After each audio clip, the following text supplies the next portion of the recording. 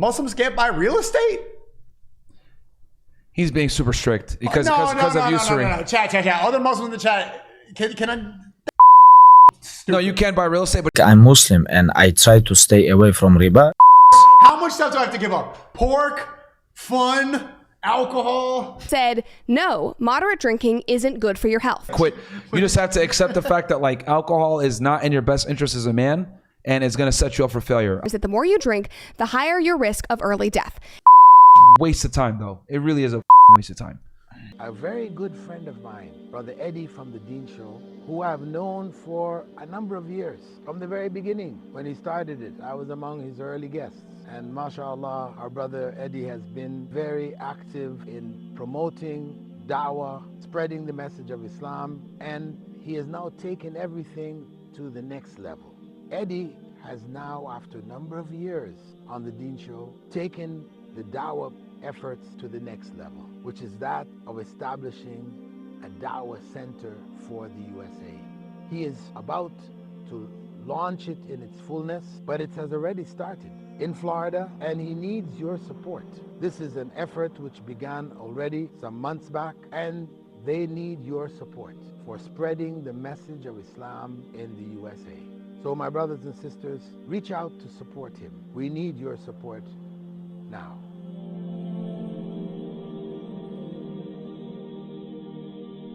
Bismillah, alhamdulillah, assalamu alaikum, greetings of peace. Now, when new Muslims enter into Islam, sometimes they get hit with a shock. Oh my. So I don't claim to be a great Muslim because How much stuff do I have to give up? Pork, fun, alcohol, women, gambling, music, about everything. I can't even invest my money.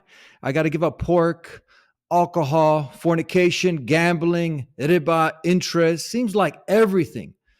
But shaitan only makes it appear that way. This is far from a reality.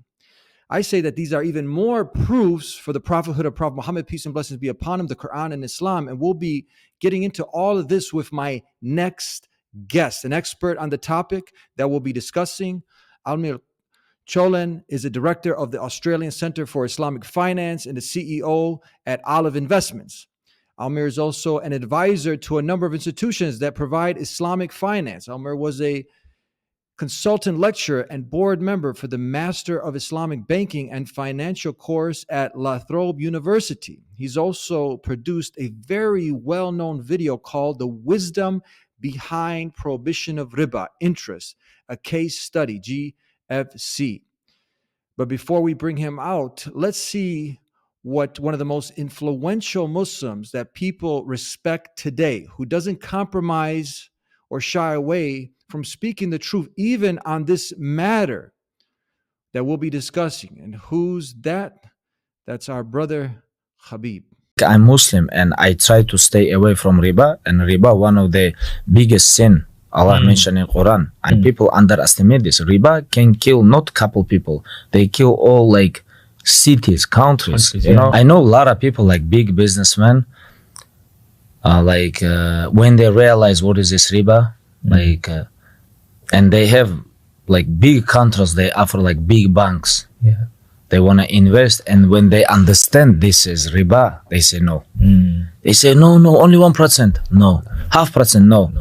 Same thing, 0.5% or 50%. No is no. Riba is riba. Assalamu alaikum. Alaikum assalam. How are you, my brother? Alhamdulillah, doing very well. What about you? Alhamdulillah Rabbil Alameen. Good. It's good, and I'm very elated and happy that we have you on the program to discuss this very important topic that will tie into many of the other things, because obviously Islam is not just a bunch of do's and don'ts, and shaitan makes it appear that way. Obviously, when people establish a relationship with their creator based on pure monotheism, tawheed, now they know the purpose of life, then there are harmful things out there. So it's a blessing that our creator is telling us these things so we're not fumbling in the dark. And you're an expert in this area that we'll be discussing. Tell us a little bit about yourself. Well, thank you very much for your very kind invitation. I really enjoy your program and what you're doing, and being a fellow from Bosnia, I enjoy that aspect as well. Look, I've been always interested in sort of trying to figure out how things work, how things get done in society. and whether it's through building something, helping somebody. So I was always interested in different kinds of things. And I get that translates in various fields. And finance is one of those areas that touches upon all different areas of life. So I like to study, I like to read, like to understand things. And so, yeah, that's I guess how I see myself, just a student of continually learning something new every day. There's this video that a lot of people have shared. It's the wisdom behind prohibition, riba, interest. And you spoke on this topic, and a lot of people, they recommend this video that you've made. What made you, what made you go down this route that you got specifically? There's so many branches of Islam that you took an interest to get deeper into this. Riba is one of the things that when I was locally studying fiqh or jurisprudence, Islamic jurisprudence here at my local masjid, from my local sheikh, and I would study this topic and amongst many, many other topics. And when this topic came, I was just fascinated with the rules. It was very surgical, very interesting. I couldn't wrap my head around how does something like, which is such a seemingly simple thing, can be such a devastating major sin and cause so much grievances, not just in our religion, but in other religions, in our philosophical movements, in the history of mankind. So that just boggled my mind, and I started going through that. And the more I digged into that, I just got more and more amazed. And, 2 decades I've been reading this subject, and this still is one of the single most amazing things that I keep discovering new things about.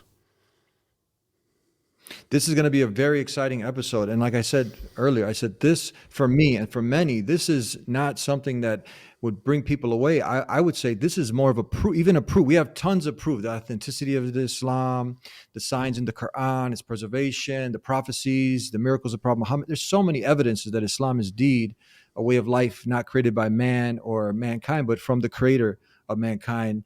And it was sent down, and we have it in its original, the Quran, and evidence is just, overwhelming. And I say all of these things are more evidences, because if Prophet Muhammad wants to bring people to his religion, to Islam, you can contrast that with Paul, for example, who's just saying, the circumcision is the heart, the law is, been abrogated, and it's so much easier just to cancel out all these rules and regulations, right? But why is Muhammad's going to be making it harder now? The prohibition of alcohol, pork, and all these things, then when we look deeper into it, we see they cause havoc in society, or it's harmful for us. And this is what I hope people will see also. This is another proof of the prophethood of Prophet Muhammad. What do you think about that? I think absolutely. This is just our lack of imagination to see how big of an evidence this is a major piece. It's just that we cannot imagine, or we don't see, or we don't recognize.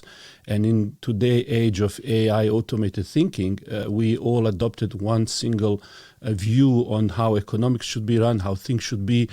And we don't realize really what is happening. So more you go into this wisdom, you start realizing, oh my God, this is such a major piece. Why is nobody talking about these things? So yes, absolutely agree with you. We're going to make this more interesting. There was a new Muslim by the name of I don't know if you heard of this brother of ours now. And there's two of them. There's Myron. He's a Muslim, but he's not. He says, look, I don't want to. He's not really a practicing Muslim. We want the best for him. We hope this can also be another sign for him. Then there's another brother named Sneeko. He's a new Muslim. So they touch upon this topic that you're an expert in. So we'll get your reaction to it, and we'll go from there. Muslims can't buy real estate? He's being super strict because of usury. No. Chat. Other Muslims in the chat, can I? No, you can buy real estate, but he's saying you can't take a loan on it because you pay interest with loans. But that's like some of the basics of real estate. That's exactly. You have to take a loan unless he's basically telling you got to buy houses cash, because that way you don't have interest. But it's very difficult to buy houses cash, and it's not intelligent. You think like Mohammed Hijab and like all the like, is Muslim Twitter going to get mad at me if I like buy real estate? They might. Bro, I wouldn't even disclose it. I don't drink. Come on, man. I'm gonna take out a the thing is, like, that's just not. Even though I understand the reason for it, like everything in America is built on interest. Everything, because for obvious reasons. But any Western country is going to be dependent upon interest. If you have a mortgage, that's interest, bro. Like, what do you live in a house? You probably have a mortgage on that house. You're paying interest. So that's haram? You have your money in a bank account. The bank is lending your money out on interest. Bruh, this is, There's no way to avoid usury in the West. There's no way. So what about everything is based on interest? That's how lending in general makes money. So that if you want to borrow money, credit cards, interest. Yeah. Wait, so is it haram to have credit cards? See, that depends on how religious you want to go. So, but like, you can go down based on the Quran, is it haram to have credit cards? Because I have multiple. I guess maybe if you're like super religious, they can interpret it as that because credit cards charge you interest if you don't pay in full. Chat, respectfully, like if you're gonna go criticize me for that, that's why I don't claim to be a great Muslim because that's how much stuff do I have to give up? Pork, fun, alcohol, women, gambling. Music, about everything. I can't even invest my money. No. You can invest, but you can't invest it into things that involve usury. But any real investment typically deals with interest. Unfortunately, that's just how it is. They're saying credit cards are haram. Yeah. What the fuck? Yeah. Okay, I'm gonna ask Sheikh Uthman about that. But okay, no cloud, Alex. Okay, is this better? Sneak Myron, what's a good advice to leave alcohol, bro? Just quit. Like, you have to quit, bro. Like you just have to go cold turkey and you got to quit. You just have to accept the fact that like alcohol is not in your best interest as a man and it's going to set you up for failure. Alcohol, the only people that can get away with being alcoholics all day are women, bro. Sorry. Actually, great way. Become a Muslim. There you go. Because if you start drinking alcohol, you're going to go to hell. If you're a Christian, you could drink all day. It's not beneficial, man. Alcohol is for losers anyway. It is. Well, it's fun sometimes. It is fun. No. Having fun is as fun. an adult. I get it. It is fun, but it's waste of time though. It really is a waste of time.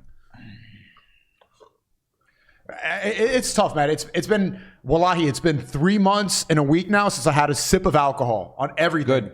On my life, I don't want to like. You probably feel better. It's so much more. There's a lot to unpackage here. Where do you want to start?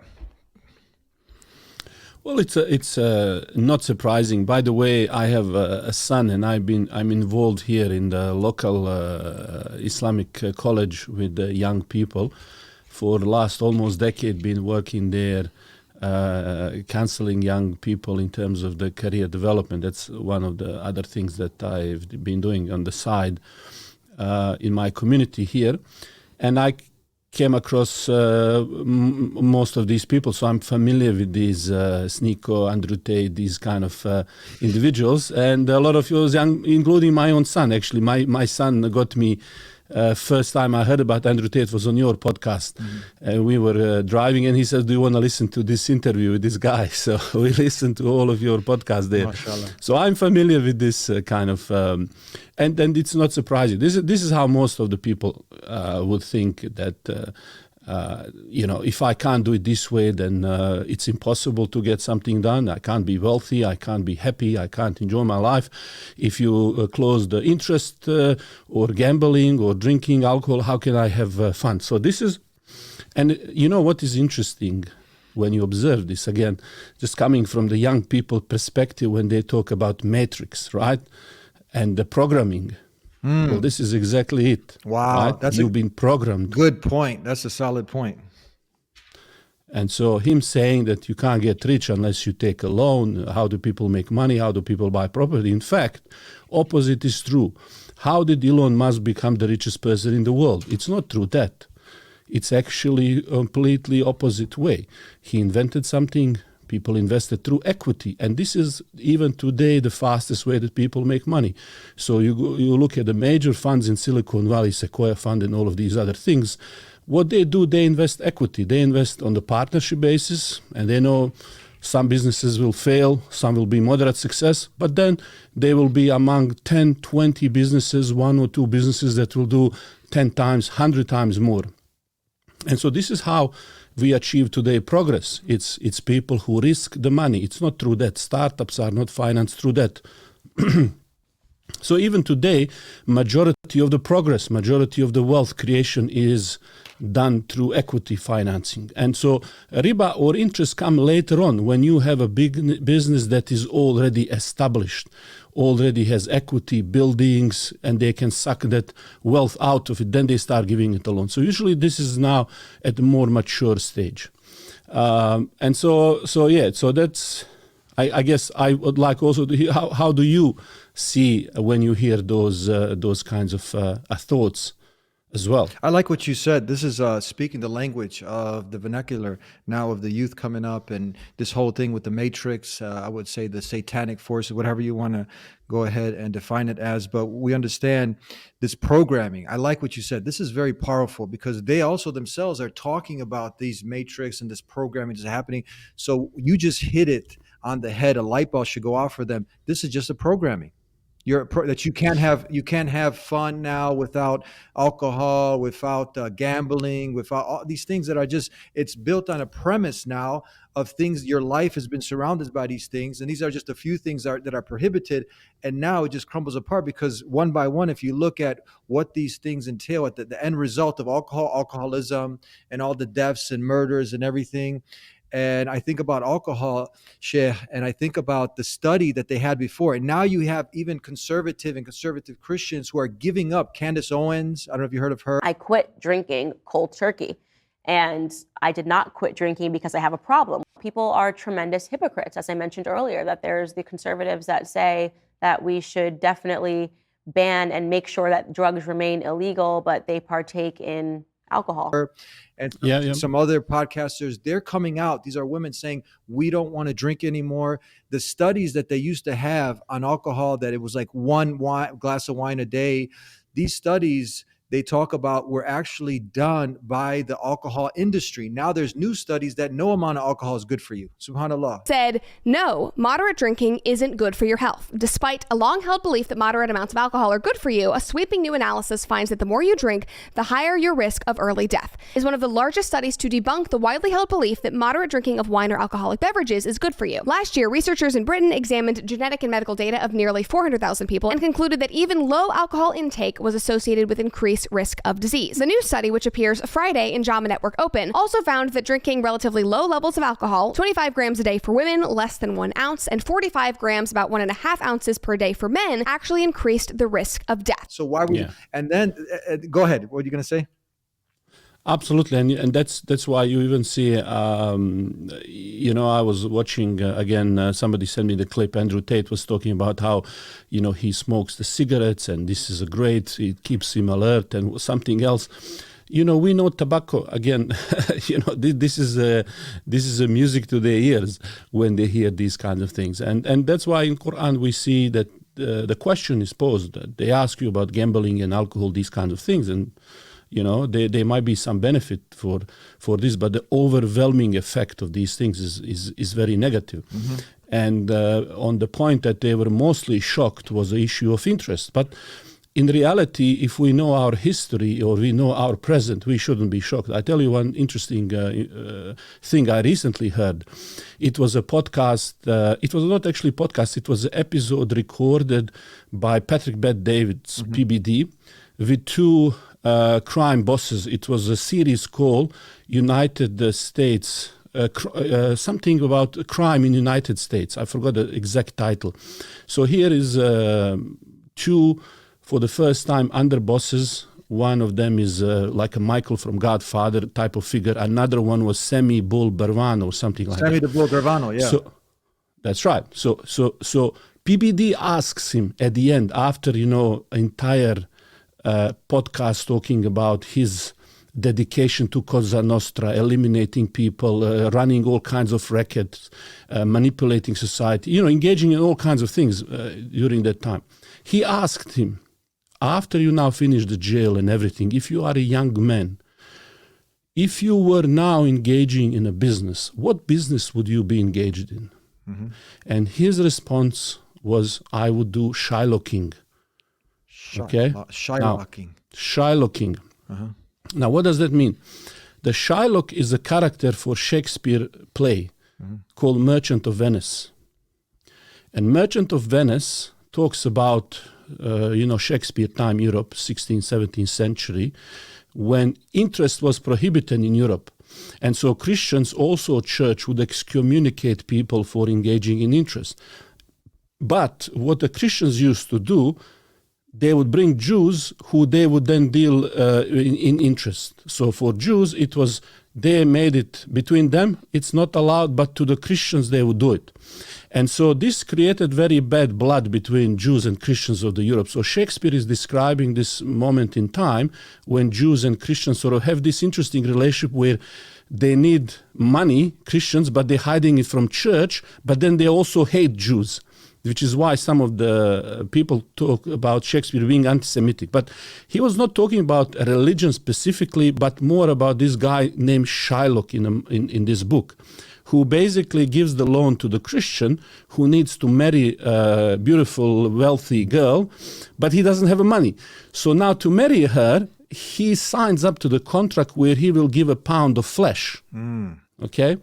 And that's where our reference in the culture comes. When somebody want to kill you, basically, or extract from you, makes you like an object, they extract pound of flesh. So it's come from that book. And so eventually, I don't want to spoil people the book, he can't repay the money, so they go to the judge, and Shylock, who is the money lender, he's demanding pound of flesh. And so it is very interesting that this criminal, who is on top of the criminal boss, out of all the businesses that they could do, money laundering, tax evasion, oils, everything they had done, he picks this particular industry that he would focus on: shark loans, money lending, and Shylocking. So one has to think about what is it with this profession that attracts these kinds of people? Why is it that, you have people in the past, historians, they used to say there are only two ways to conquer a country. One is through a sword, another one is through death.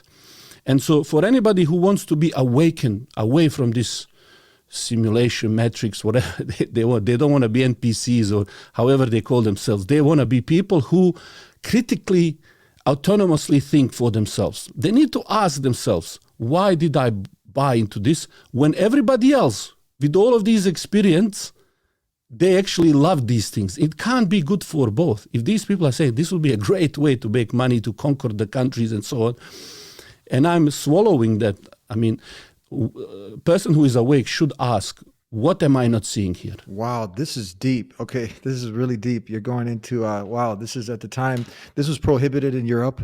It's actually prohibited in the Bible.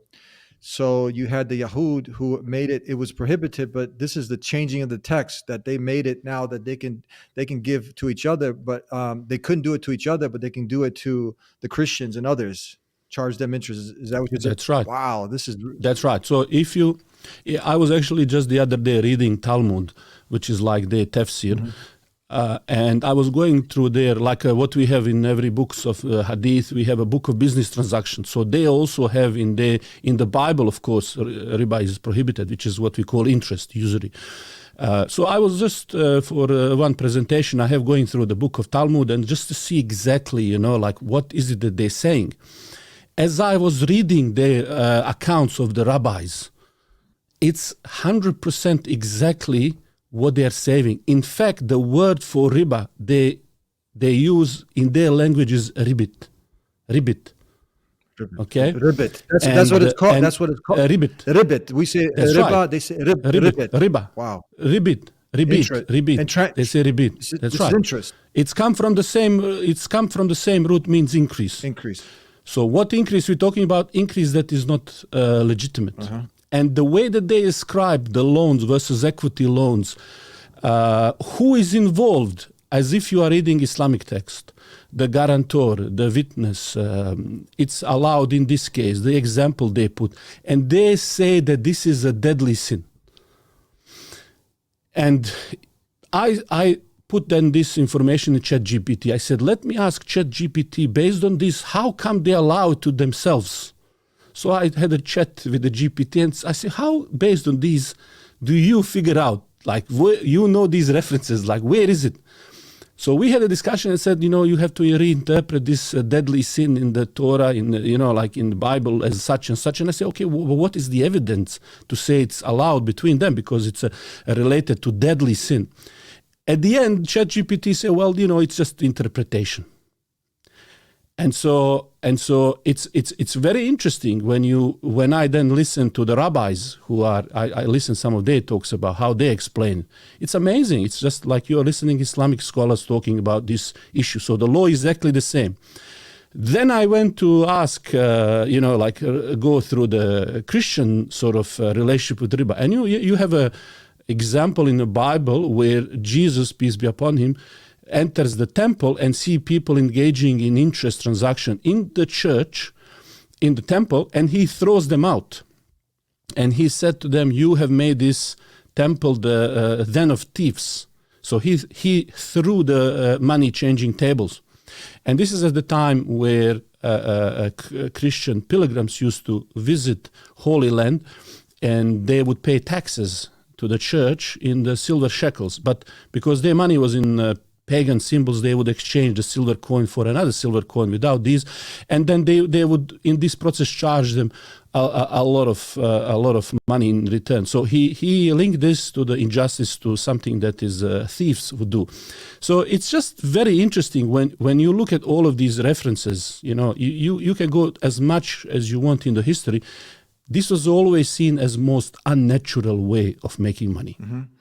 And it goes back to what you're saying. So we've been programmed now to do it the wrong way. Doesn't mean it's the right way. And we should be honored and we're blessed truly that we have a way of life, Islam, that doesn't compromise to these things, doesn't compromise to the alphabet movement. It doesn't compromise now to go ahead and win people in, that now you're at the houses of worship, the churches, and you got the bands and it's like a concert and whatnot, and doing anything, to go ahead and bring people in. No, these rules are there. They're set. There's few, but there's far more things that are allowed. And the things when someone looks into the alcohol, gambling, destroying homes, destroying society, riba, now at the small level and the big level, enslaving someone. And you gave a great example, Sammy the Bull. For people that don't know, this is the right-hand hitman to the New York crime boss, John Gotti. And you're saying that in his interview with Patrick Ben David, that he was talking about this is what he would be into now. This is it right here. So people can understand if you go and it's evil. Like if you would go and say, I need 10,000, you're vulnerable, you're weak, you need some money. And then Sammy the Bull gives you 10,000 and you got it's like almost double you got to give back. Right. And if you don't give that back now, what happens? You end up breaking your legs, then your arm, and then you can end up in the grave, right?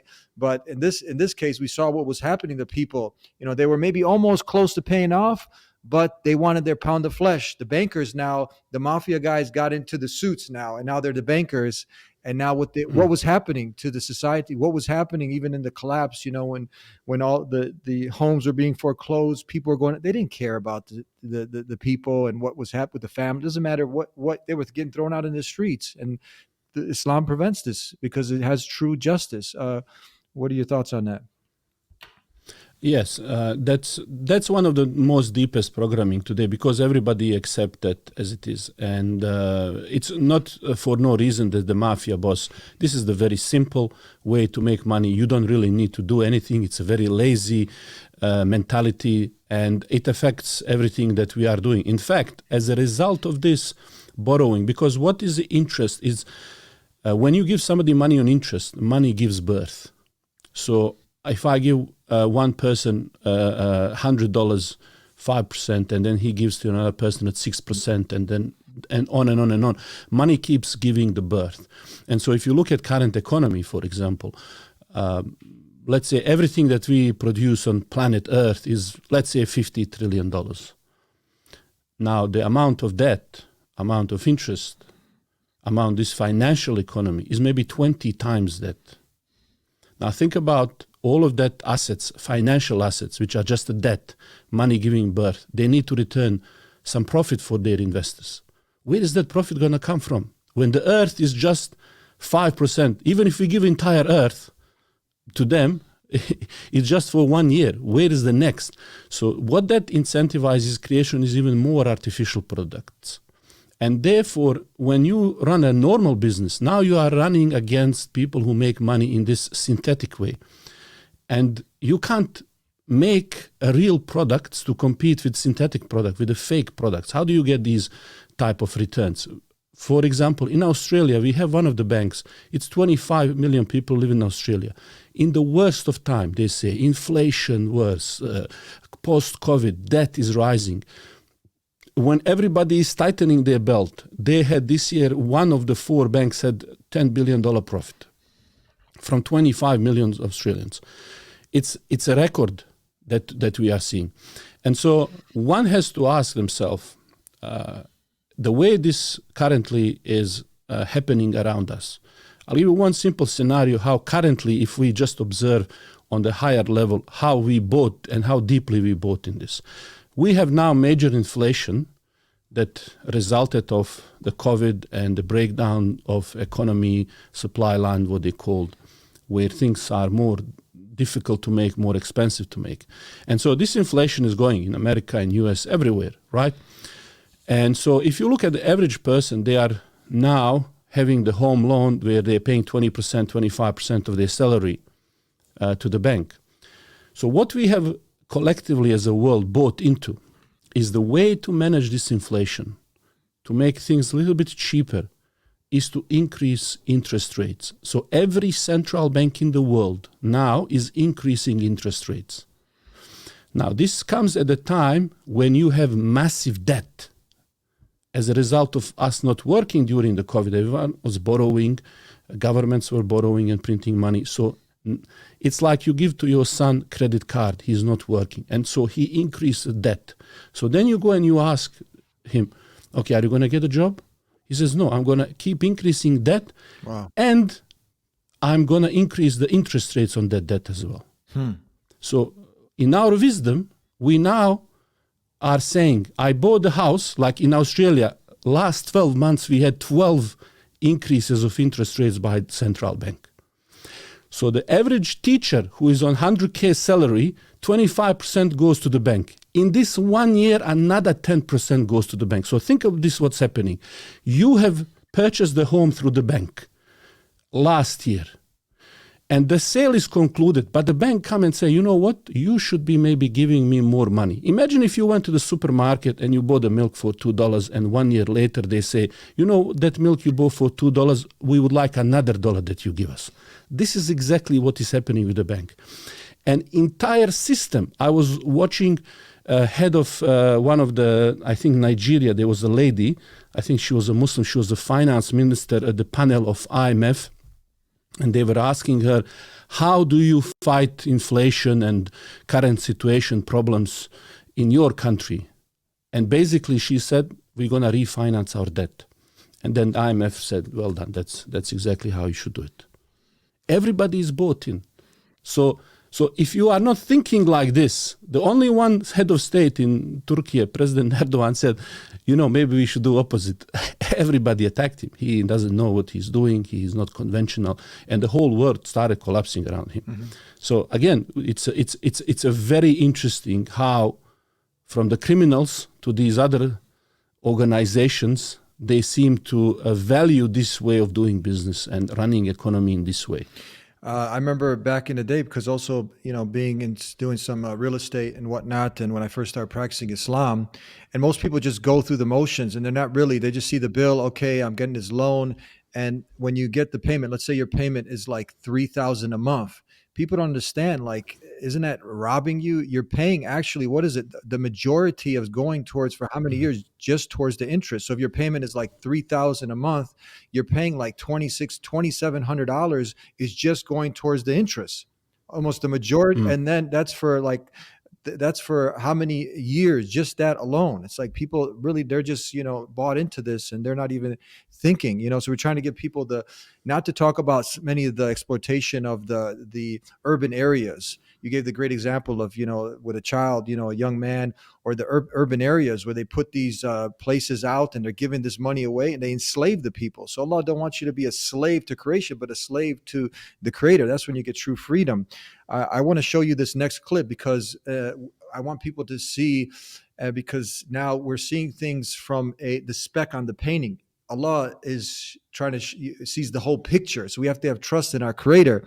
And something that hits home is this next video here. I'm pretty sure you've probably seen it. And this really comes brings things to light how at a bigger scale, not just people get enslaved, but whole countries get enslaved. Let's take a look at this and have you react to it. This is what we were saying before.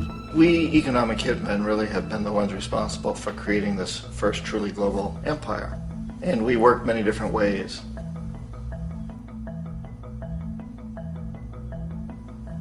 But perhaps the most common is that we will identify a country that has resources our corporations covet, like oil, and then arrange a huge loan to that country from the World Bank or one of its sister organizations.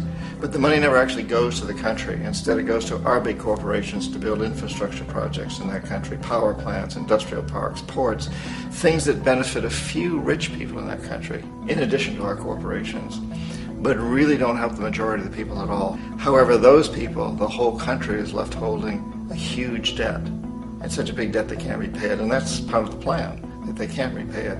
And so at some point, we economic hitmen go back to them and say, listen, you owe us a lot of money, can't pay your debt, so sell your oil real cheap to our oil companies. Allow us to build a military base in your country, or send troops in support of ours to someplace in the world like Iraq, or vote with us on the next UN vote. To have their electric utility company privatized and their water and sewage system privatized and sold to U.S. corporations or other multinational corporations. So there was that whole mushrooming thing, and it's so typical of the way the IMF and the World Bank work. That you put a country in debt, it's such a big debt it can't pay it, and then you offer to refinance that debt and pay even more interest. And you demand this quid pro quo, which you call a conditionality or good governance, which means basically that they've got to sell off their resources, including many of their social services, their utility companies, their school systems sometimes, their penal systems, their insurance systems, to foreign corporations. So it's a double, triple, quadruple whammy. This was a short clip from The Economic Hitman. Have you seen this? I read the book, actually, few of his books. Yeah. So does this hit home to what we're talking about? Now, if you look at it at a bigger scale, countries, nations are being enslaved by this riba, by this interest. Absolutely, absolutely. Actually, just last week I put a tweet that Uganda voted a specific law against LGBT, and the first thing World Bank did was that they tweeted back that as a result of this law they will not anymore issue the finances for the country, and IMF also said they will reconsider our involvement. And so it's very interesting that I was looking at the World Bank. Their mission seems to be fight poverty, but they are here using that money mechanism to push certain agenda.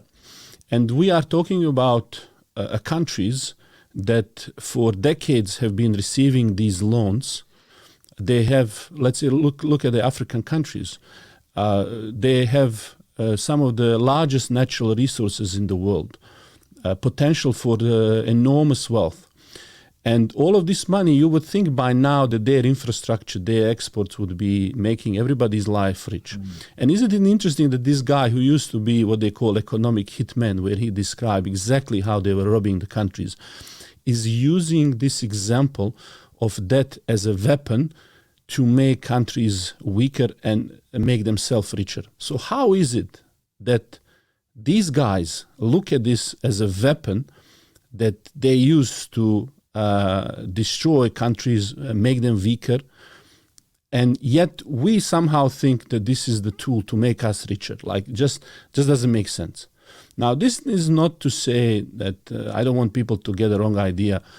We as Muslims, we want to own homes and businesses, and there are ways where you can finance through organization, financial institutions, Islamic way, if you don't have finances to buy a home and so on. But what we are talking about is more like a system of incentives that allow for massive exploitation, something that focus our energy in the wrong direction. So we are talking about here incentivizing certain behavior that open door for exploitation. And this is what happens on smaller level and also on the larger level. We'll get into some solutions that you just mentioned. Let's get into another clip of the part of the conversation between our brothers Myron and Sneako. That's how you avoid paying taxes, my friends. Wait, that's all legal? Yes. I can avoid taxes legally? Yes, and this is now going back to what I was saying. So let's say you buy a house $100,000 cash, right? Yeah. You get that tax benefit on that one house on $100,000 cash. Yeah. But what would make more sense if you took that $100,000 cash that you have and bought 4 houses and you put $25K down on each, and now you're able to write off $400,000 worth of taxes, but you only spent $100K. That is why buying houses cash is stupid.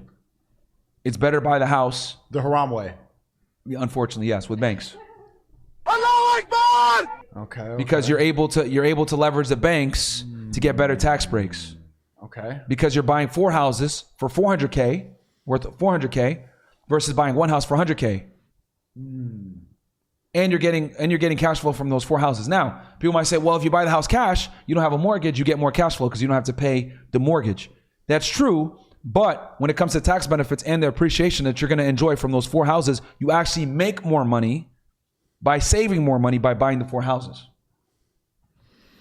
Sneako's like, it's logical. It seems like it's making sense. And some of these things might make some sense, but Deen comes in. People say religion is holding me back now. How am I going to, how would you respond to what the argument that our brother Myron is making?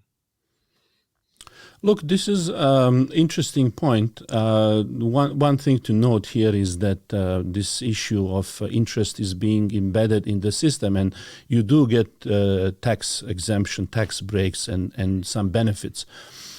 This actually is a whole different conversation. This idea of preferring debt over equity started long time ago, actually after the Second World War, when much of the world was destroyed, and a lot of countries, they didn't want, a few countries that were still with the money and resources to buy everything in every country. And so, America could have went to Europe or any other country and buy everything. So they made equity a bit more harder versus a debt when you are investing. And so these kind of laws, taxation reflects this reality. And so our code does allow you that. But with these kinds of I think this way of thinking, it's a very interesting way of thinking, first to notice the way that they think. And this is what riba mentality does to the people. Everybody these days is talking about some way of making passive income, making money by doing nothing. So what you will notice in all of these financial advices, they read a book, Poor Dad, Rich Dad by Robert, or somebody else. This is a cut and paste from these kinds of books. But most of these advices revolve about you doing nothing productive. Okay? You're not providing any benefit. You're not doing anything. You're not building the houses. You're not thinking how to be engineer, how to create new technology, how to create new medicine, how to improve somebody's life. No, you're just thinking, how can I make more money without doing anything? Now, if you can do that halal way, that's not a problem. But yeah, that sort of mentality where we are squeezing maximum profit and we are not thinking about our starting point is not how do I solve some problem, how do I benefit somebody. And so this is what brings us in all kinds of problems. Now, these things, let's say if we're just talking about from economic side, can this, what he's describing, you buy 4 houses, you're making repayments, can that work? It could work for somebody, some situation, and this is how a lot of people make money. But it's very important. I know people for whom this didn't work, because once you lose the tenant in one house and you can't repay, what happens to that cash flow? You don't have a cash flow. You're already stretched. If you want to replace it, you need to wait. So there is a lot of things that can go wrong when people start stretching themselves. So more often than not, this also results in wealth destruction. I know a lot of people, a lot of businesses, they stretch themselves. They're holding all of these 4 or 5 different things. But somebody needs to pay these things. If something doesn't go, there is also a domino. So it's very risky. Now, again, going back to the, how to create wealth. The best way to create wealth is by producing something of value, satisfying some demand that makes sense. And this could be a part of mix if you have halal finance where you buy house for investment. But it's very important to notice that sort of attitude, how we make money, that risk appetite, that aggressiveness, that can often result in harm. So it's not a clear-cut issue. It's not as simple as they make it to be. So a lot of young people, they might listen to this and they say, oh, this is so easy, just make a lot of these purchases. And this is what sometimes create a lot of problem down the lane, this kind of risky loans. And in Australia, for example, we have a law against these kinds of behavior where if you cannot afford to buy homes, you cannot make repayment, you don't have a cash flow to support your repayments, you cannot take loans, even in conventional. So it's important to be sort of balanced and responsible, and also make sure that what you do is not going into the haram for the sake of just making more money in a risky way. There is a statement that our brother Myron made. He said, that's why buying houses cash is stupid. And then Sneeko replied, said the haram way. To me, I was thinking, and then somewhere in the conversation, they mentioned, Sneeko asked him, is this legal? And it's interesting, people will look at what's legal in the material world that we live in, but then they take as a joke what's illegal with Allah, the creator of creation. They take this very, very softly. They don't really take the severe consequences of riba. Why is Allah actually saying you're waging a war? Can you talk about that? This is a war. Well, this also, what is legal is a result of human experience. When we regulate things in our society, we try to prevent disasters. You will remember the global financial crisis exactly was caused because the loans were given to people who couldn't afford them. Yeah.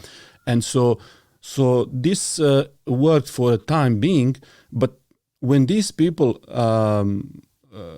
couldn't repay those loans, the domino effect started affecting everybody. So you are creating like a financial cancer by doing things that starts then risking entire organ to be affected and poisoned by doing these kinds of things. So even a matter of home, it's another big discussion, but I advise people, especially for your own homes, pay off your home. That's a very important piece. It's a lifestyle decisions, and then you extend yourself how much so that it doesn't cause you just to be constantly worried. Because also this type of a lifestyle create almost gamblers lifestyle. They are always on edge. They're always looking the market, what's happening, because at any moment these domino around them, they stretch themselves, they can start falling. So you see them, they don't have time for anything. They are not sleeping. They are just constantly alert. They're constantly annoyed. And so it's a not really. It's almost like a gambling. You are gambling with so many pieces. It's not a lifestyle for a Muslim. That's deep. That's really deep. Constantly worrying, always on the edge. It's like a house of cards that at any time things can collapse, and then boom, all this that you've set up. You're living on the edge. You just keep stretching things out. And it reminds me of the statement, authentic hadith from the last final messenger sent to mankind, Prophet Muhammad, peace and blessings be upon him. He said, "Live debt free, live a free man."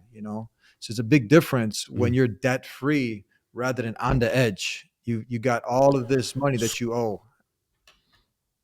Scholars used to say about debt that it's a humiliation in the day and worry in the night. And this is for halal debt. Say it again. A humiliation during the... That they used to say that debt, halal debt, not with the riba, is humiliation during the day and the worry in the night. Mm-hmm. And the Prophet ﷺ talked about that as a prison, something that imprisons you. Wow. So for sure, this affects your mindset. In fact, if you now look at the majority of divorces, problems and issues, Allah talking about interest is a waging war. If you think about majority of the problem is the result of financial difficulties, financial problems. And so personally, psychologically, number of people who are affected. Just yesterday, the money problems are everywhere around us, and it's all fine and cozy when things are going great. But, when things start collapsing, everybody starts getting affected. In fact, just for your information, yesterday I've been talking in the Bosnian page about one pyramid scheme that recently collapsed, and I've been talking about it in Bosnia for a couple of months, and people were contacting me now who were investing, And the lady was just this morning saying that I got my close friends and people to invest with me. Now I lost money. Now my mental health is going. I'm anxious. I have anxiety. I can't show my face to the people. So when these financial troubles hit, then you see the reality. And that's why people are on the edge, because they build around themselves all of these structures that keeps them on the edge. There is no sakina, there is no peace, there is no tranquility. They can't focus on anything. And the best way to imprison somebody like that is exactly through that state of mind. People are not thinking. This is a episode that you guys got to share, get out there, because so many people, their marriage are being destroyed. You mentioned their lives are upside down. They're not connecting it to the war being waged with their creator.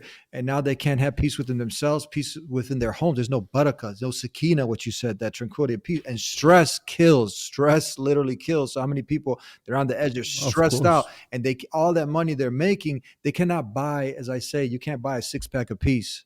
Peace comes and tranquility, contentment from obeying your creator, not disobeying your creator. What were you going to say, Sheikh? I know people who are, every time you go out of the balance of something that is normal, you stretch, you push yourself, whether it's you work too much time, or you take on debt that you can't handle and so on.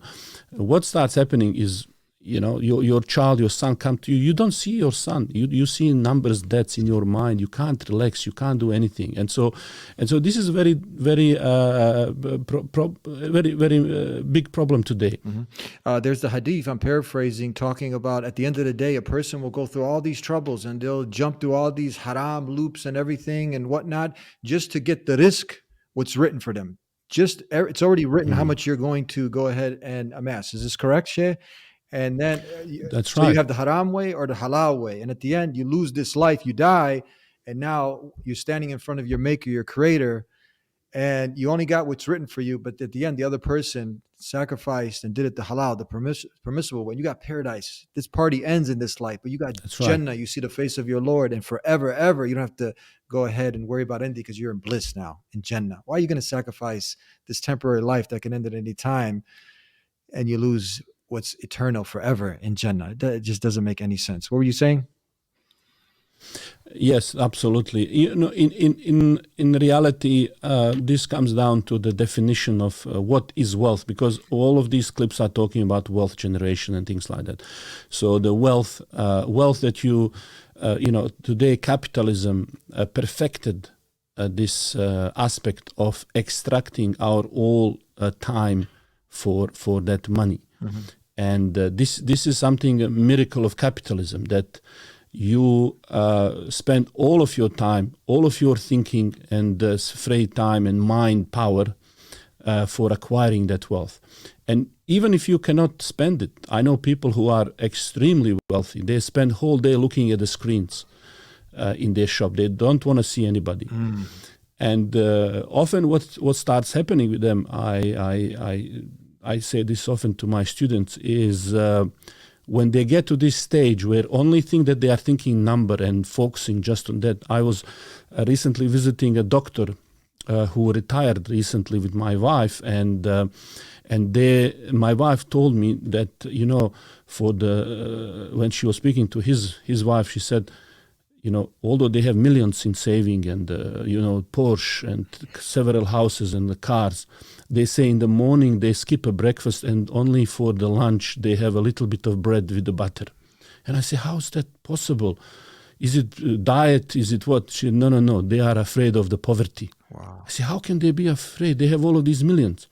But then I remember that, if you live life just focusing on that, that's all you see around yourself. If you are just like, when you buy a new car, and when my daughter bought a Honda Civic, I never seen Honda Civic in my life before in the street. When she bought it, I see it everywhere, And so if you live your life just concerned about yourself, then you think everybody is like you. And so you are very tight because you think, if I get in trouble tomorrow, there's nobody going to help me. So I need to be there for myself. And so you are afraid even if you have everything. Mm. On the other hand, if you live a more balanced life and you help out people, you live in the community, and then you think, even if something happens to me that is maybe not good and I lose my money, but, you are doing good in the community. You know and you see other good people. So you start automatically being relaxed because you think there are other people who will help me out. So even though you're living exactly the same, you have completely different outlook because the way you are engaging, you are charitable, you're spending money. And this is the essence. Essence here is in your heart what you feel is enough of wealth. Because our grandfather in paradise, he had everything, but he still had that anxiety. Now you can't have that here in this world. You will not have 99% of this planet wealth in your pocket. But our great father, he had everything. But Shaitan comes to him and say, do you want to be like angels, self-sufficient?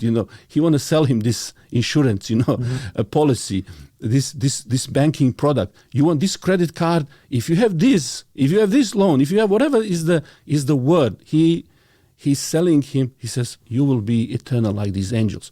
And so this is the human weakness. So our purpose really is to recognize, don't attach your happiness, your success, your wealth to these kind of material things.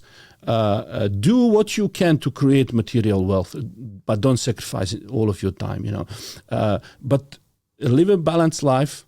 Try to have time to enjoy this, what you are getting. All not to be a slave to this system that is designed around you. Mm-hmm.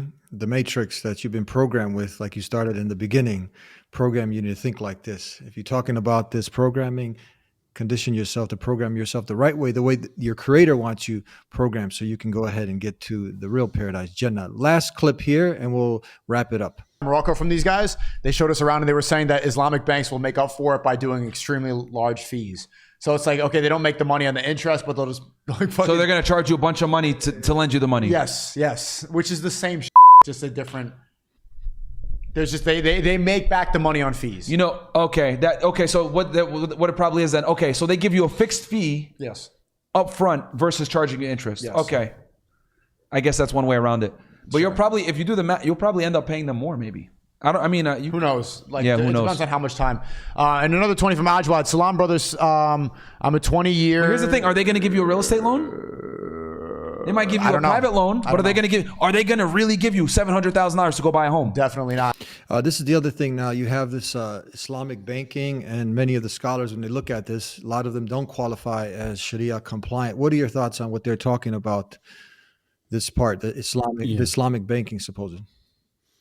So this is not a new case. So in Quran, when there is discussion, Allah is saying that people will be on the day of judgment awakened. They will be brought like intoxicating, like being beaten into insanity.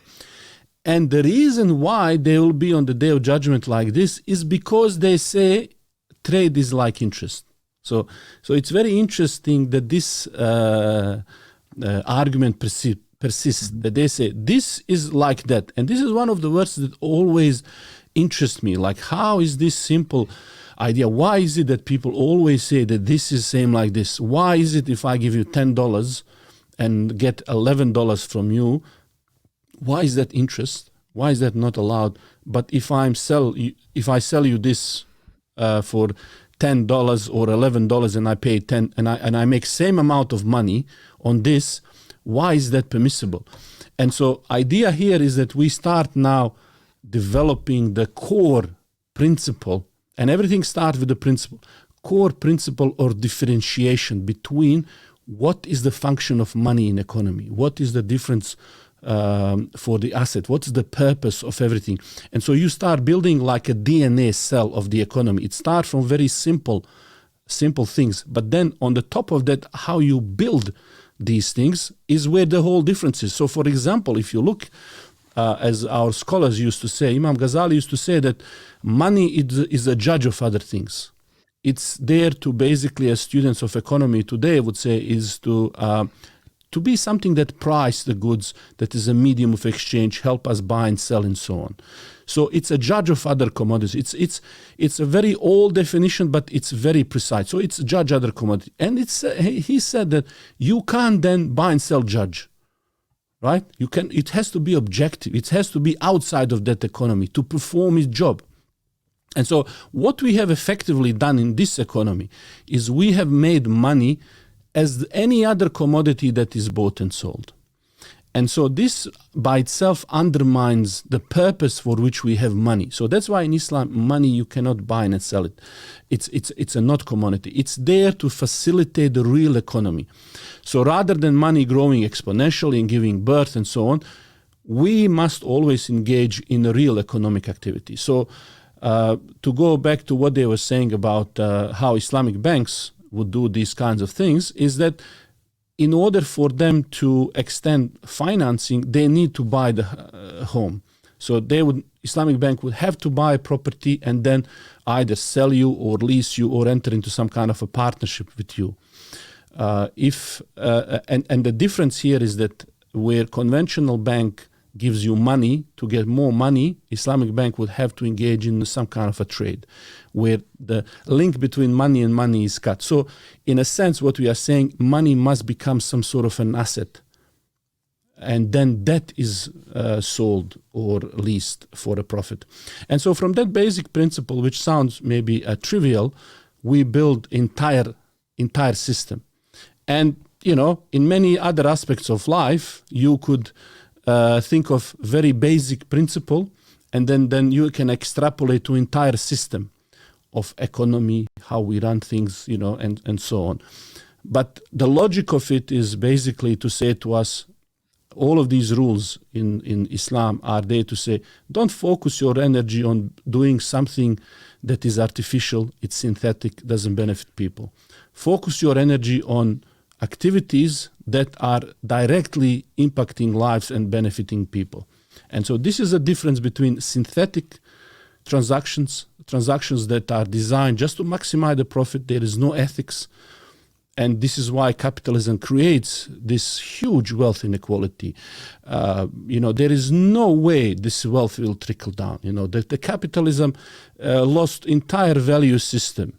And it will end up with the same effect that socialism and communism will end up with, which is the concentration of wealth in very few hands, controlling that and squeezing everybody with no value. And so only when you have certain values attached and right way to go about creating wealth, accumulating wealth, protecting wealth, distributing the wealth in the right way. And this is where, if you look at holistically Islamic economic system, it tackles all of these areas, put the system, and that's where you see the balance. That's when you see the miracle of it. Once you take a step back and say, now I understand why these bits and pieces. Just like in society, you say the small cell of family is then basis of community. Then community functions like this, and then you have the society.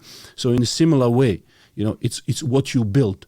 If you spoil the beginning step and you say, oh, well, the marriage is nothing, it's man can do whatever he wants and don't worry about, then that will corrupt one stage of the marriage and then the next of the community and who is who in that hierarchy. So this is how we need to think about it. It's a longer piece to now paint economic entire system, but that's what we are just discussing is the basis and the first building block in the entire framework of how we see economy versus conventional way.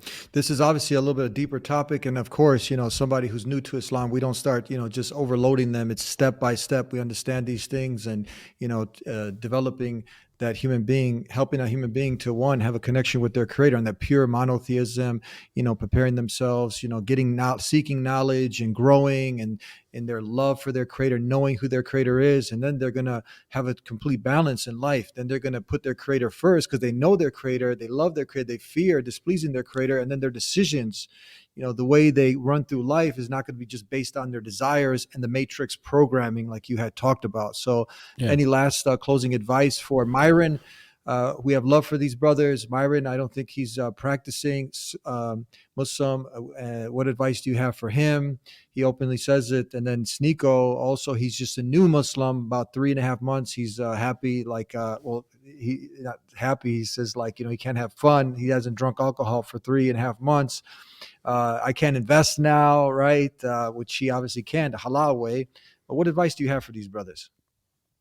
Well, a couple of things. Number one, let me start off by first saying that, there are ways to find that you have Islamic banks. that offer financial products, or you have financial institutions in most of the countries in the world that people are buying the homes and you know, they can help you with the investment opportunities. A lot of investment funds here in Australia. We have several finance companies that help people buy for last 30 years homes, that invest money, that screens where to invest money and so on. So there isn't anything that is good, that is permissible, that you cannot find some alternative. So Islam is not about excluding you from participating in economy, but you have to do it in an ethical and the right way.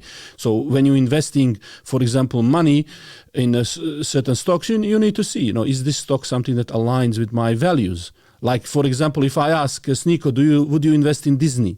Mm-hmm. He would say, no way now. What the programming they are pushing out, or good it's point. A similar way. You need to have a filter for, do my values align with what I'm investing money in, right? I'm not just going to invest in business because they had a good quarter, you know, but I might invest, for example, in whatever they're now investing, Rumble or Twitter or whatever, you know, like, because they align with these kind of ideas.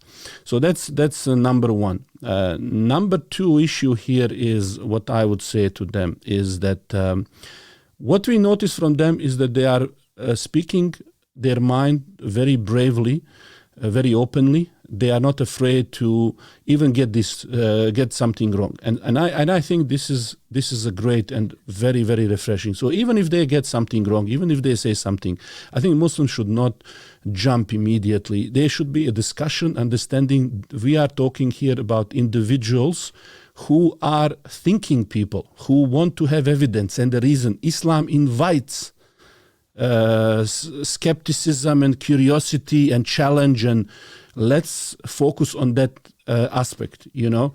Now, when somebody say, but they are wrong about this, you know, one day the Prophet ﷺ was having a dream, and he came to Abu Bakr. And he said, you know, I had this dream, and Abu Bakr said, can I interpret it? He says, okay, give it a go. So he said, this is this, and this. So the Prophet ﷺ told him, you got some and you missed some. Okay?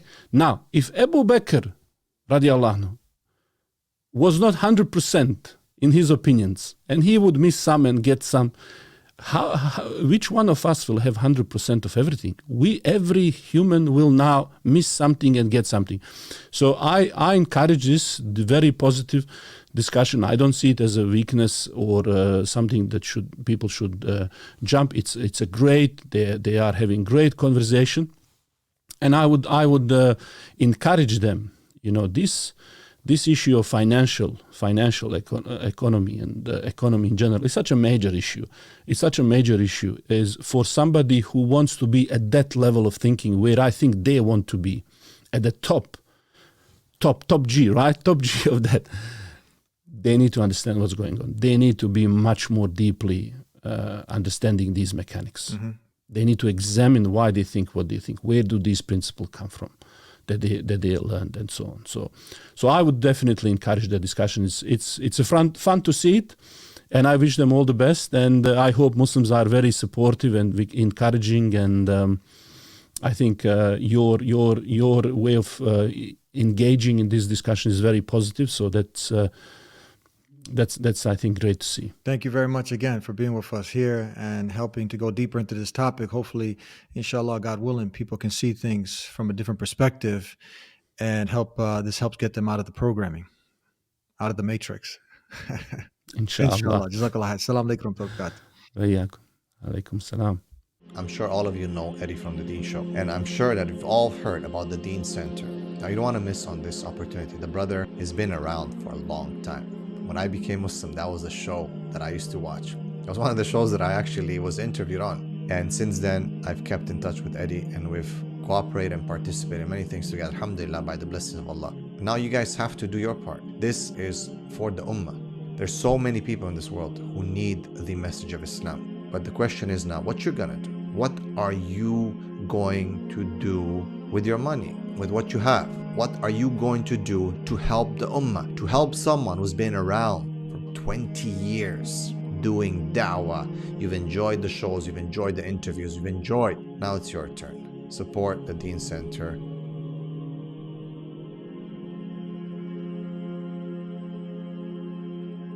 Cannot leave without giving you a gift. If you're not yet Muslim and you're tuning in to see what these Muslims are talking about and you like a free copy of the Quran, go ahead and visit TheDeenShow.com.